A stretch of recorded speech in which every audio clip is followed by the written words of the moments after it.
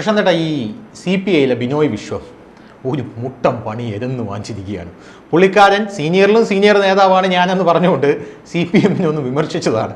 CPMൽ ആരും മിണ്ടിയിട്ടില്ല. ഈ SFI പിള്ളേരാണ് പുള്ളിക്ക് മറുപടി കൊടുക്കാൻ നിൽക്കുന്നത്. മറുപടി എന്ന് പറഞ്ഞാൽ മാന്യമായിട്ടുള്ള മറുപടിയല്ല, ഭീഷണിയാണ്. നിങ്ങൾ ഞങ്ങളെ കാര്യത്തിൽ ഇടപെടണ്ട, ഇടപെട്ട് കഴിഞ്ഞാൽ ഞങ്ങൾ വേണ്ട രീതിയിൽ കൈകാര്യം ചെയ്യുമെന്നാണ് പറഞ്ഞിരിക്കുന്നത്. ഇപ്പോൾ ബിനോയ് വിശ്വത്തെക്കുറിച്ച് നമുക്ക് എല്ലാവർക്കും അറിയാം. പാർലമെന്റിൽ പോലും വലിയ രീതിയിൽ നരേന്ദ്രമോദി വരെ ബഹുമാനത്തോടു കൂടി കാണുന്ന ഒരു വ്യക്തിയാണ് ബിനോയ് വിശ്വം എന്ന് പറയുന്നത്.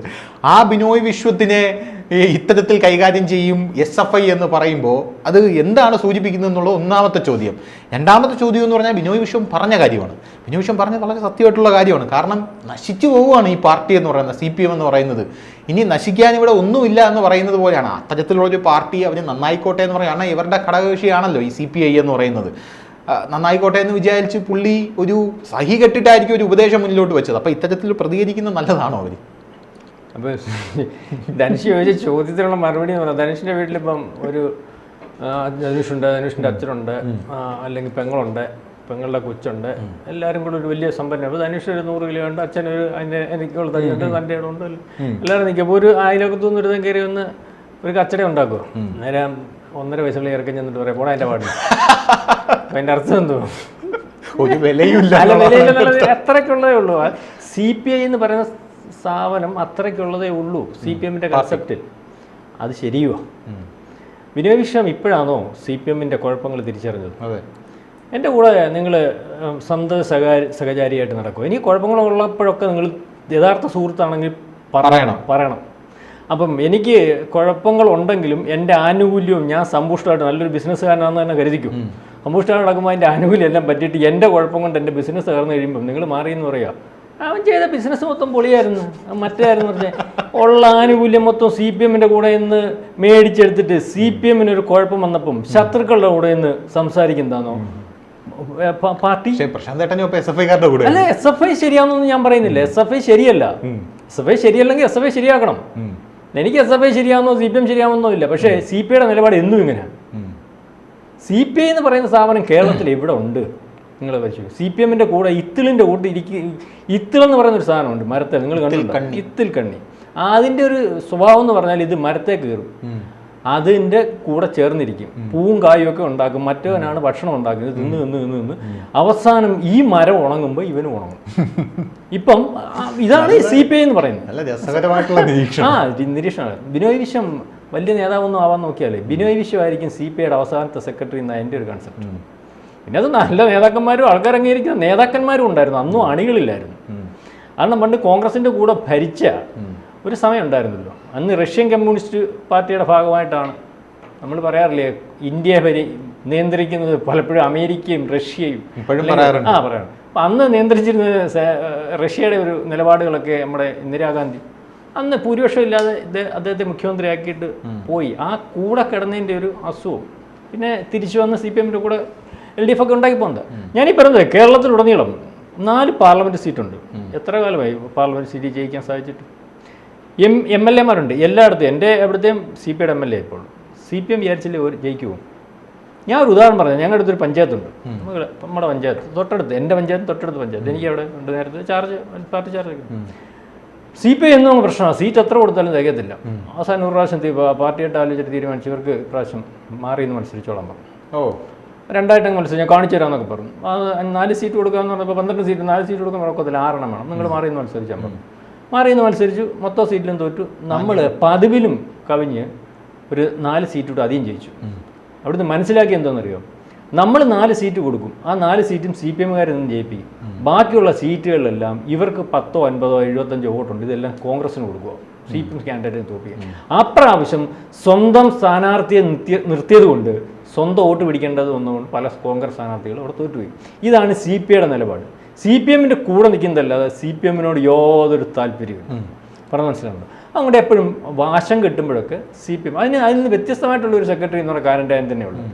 അയാൾ ആ കാര്യത്തിലൊരു നിലപാട് അദ്ദേഹത്തിനുണ്ടായിരുന്നു. കാരണം കൂടെ നിന്നുകൊണ്ട് എന്തെങ്കിലും കാര്യമുണ്ടെങ്കിൽ മുന്നണിക്കകത്ത് പറ, ഈ വിഷയങ്ങൾ മുന്നണിക്കകത്ത് പറയട്ടെ, SFI നിയന്ത്രിക്കണം, എന്താ നേരത്തെ ഈ 4 മന്ത്രിമാരുള്ള പാർട്ടി, ഏറ്റവും പ്രധാനപ്പെട്ട 4 വകുപ്പുകളുള്ള പാർട്ടി ഈ മന്ത്രിമാരെ എന്താ ബിനോയ് വിശ്വം നിയന്ത്രിക്കാഞ്ഞ്, അല്ലെങ്കിൽ ബിനോയ് വിശ്വത്തിന് മുമ്പുള്ള കാനൻ രാജേന്ദ്രൻ നിയന്ത്രിക്കാഞ്ഞ്, അല്ലെങ്കിൽ ഇത്രയും വലിയ പാരമ്പര്യം പറയുന്ന കമ്മ്യൂണിസ്റ്റ് പാർട്ടിയുടെ കമ്മിറ്റി നിയന്ത്രിക്കാഞ്ഞത്?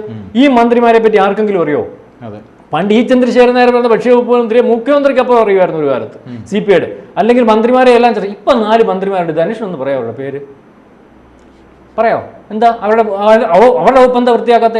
ഘടകകക്ഷിയാണല്ലോ, രണ്ടാമത്തെ ഘടകകക്ഷി എന്ന് വാശി പിടിച്ച് നിൽക്കുന്ന ആളാണല്ലോ. അവർക്ക് കുഴപ്പങ്ങളുണ്ടെങ്കിൽ അവർക്ക് മുന്നണി ചർച്ച ചെയ്ത് ഞങ്ങൾക്ക് ഭക്ഷ്യവകുപ്പിന് തരണം, അല്ലെങ്കിൽ അത് വെളിയിൽ പറയണം. അന്നേരം തന്നില്ല, മുന്നണിക്കകത്ത് പറഞ്ഞിട്ട് തന്നില്ലെങ്കിൽ ഞങ്ങളുടെ കുഴപ്പം കൊണ്ടല്ല, ഞങ്ങൾക്ക് ഇന്നതുപോലെ ഇന്നത് കിട്ടാത്തതുകൊണ്ട് ജനങ്ങളുടെ മുമ്പിൽ അത് പറയുന്നു. ജനങ്ങളുടെ പാർട്ടിയാണെന്നില്ലേ പറഞ്ഞു.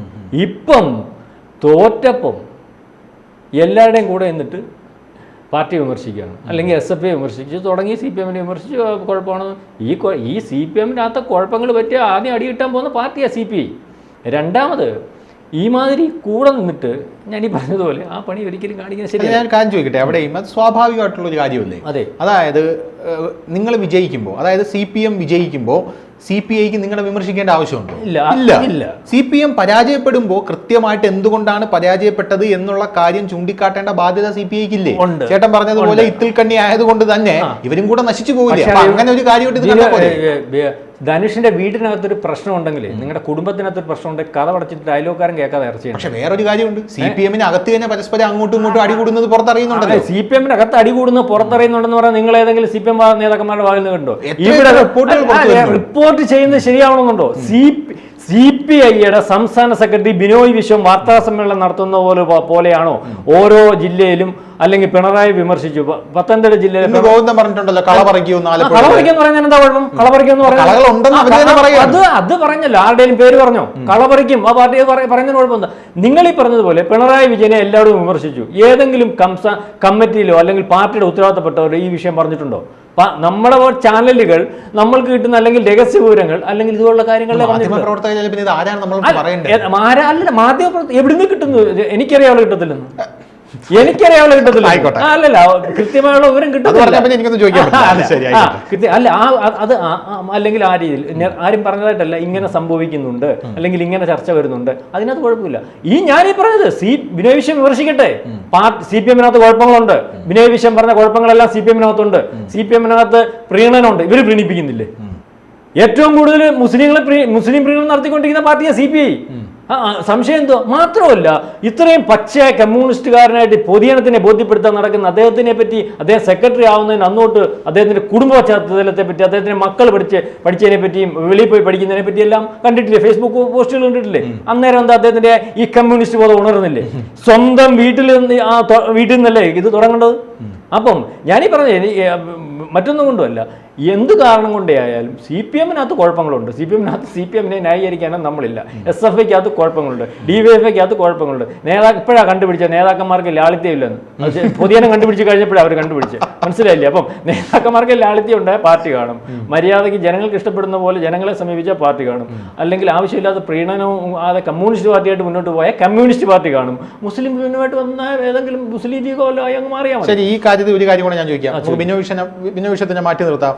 MV ഗോവിന്ദൻ മാഷ് പറയുന്നത് മുഖ്യമന്ത്രിയുടെ ശൈലി മാറ്റണമെന്നാണ്, പിന്നെ മാറ്റണ്ടെന്ന് പറയുന്നു. ഇതെന്താ ഈ പാർട്ടിക്കകത്ത് ഗോവിന്ദൻ മാഷ് മുഖ്യമന്ത്രിയുടെ ശൈലി മാറ്റണമെന്ന് പറയുമ്പോൾ ഇതേ പ്രശ്നം തട്ടെന്ന് തോന്നുന്നില്ല? അല്ല, ഗോവിന്ദൻ മാഷ് എവിടെയാണ് പത്രസമ്മേളനം വിളിച്ച് മുഖ്യമന്ത്രിയുടെ ശൈലി മാറ്റണമെന്ന് പറയാം? ആ പത്രസമ്മേളനം ഒന്ന് കാണിച്ചാൽ, അല്ലെങ്കിൽ പത്രസമ്മേളനം വിളിച്ച് പറഞ്ഞു എവിടെ പറഞ്ഞു മുഖ്യമന്ത്രിയുടെ ശൈലി മാറ്റണമെന്ന് എവിടെ പറഞ്ഞു? ശൈലി മാറ്റണ്ട എന്ന് പത്രസമ്മേളനത്തിൽ അല്ല, മുഖ്യമന്ത്രിയുടെ ശൈലി മാറ്റണ്ട എന്നല്ല, മുഖ്യമന്ത്രിയുടെ ശൈലി മാറ്റണമെന്ന് ഞങ്ങളുടെ കമ്മിറ്റികളിലൊന്നും ചർച്ച വന്നില്ല. നിങ്ങൾ ഈ പറയാത്ത കാര്യങ്ങളാണ് മാധ്യമങ്ങൾ റിപ്പോർട്ട് ചെയ്യുന്നതെന്നാണ് പറയുന്നത്. മാധ്യമങ്ങൾ റിപ്പോർട്ട് ഔദ്യോഗികമായിട്ട് BJP-യുടെ ഒരു കാര്യം, പാർട്ടിയുടെ കാര്യം പറയണത് സുരേന്ദ്രൻ പറഞ്ഞു, KPC കോൺഗ്രസിന്റെ എന്ന് പറഞ്ഞാൽ നമുക്ക് ഉറപ്പിച്ച് പറയാൻ പറ്റുന്ന KPC പ്രസിഡന്റ് പറഞ്ഞു, അല്ലെങ്കിൽ CPM-ന്റെ എന്ന് പറയുന്നത് പ്രത്യേക സെക്രട്ടറി പറഞ്ഞു. അതിനപ്പുറമുള്ള വാർത്തകൾക്ക് അവരേറ്റെടുക്കേണ്ട കാര്യമില്ല. ശരിയായിരിക്കാൻ പറയുന്നത് നിങ്ങൾ പറയും, മാധ്യമപ്രവർത്തകർ പറയുന്നത് തെറ്റാണെന്നൊന്നും ഞാൻ വാദിക്കുന്നില്ല. പക്ഷെ ശരി, ഞാനീ പറഞ്ഞത് അപ്പം ബിനോയ് വിശ്വത്തിന് പറയുന്നതിന് CPI പറയുന്നതായിട്ട് പറയാൻ പറ്റും, നമുക്ക് എടുക്കാൻ പറ്റും. ബിനോയ് വിശ്വം പറയുന്നതുകൊണ്ട്,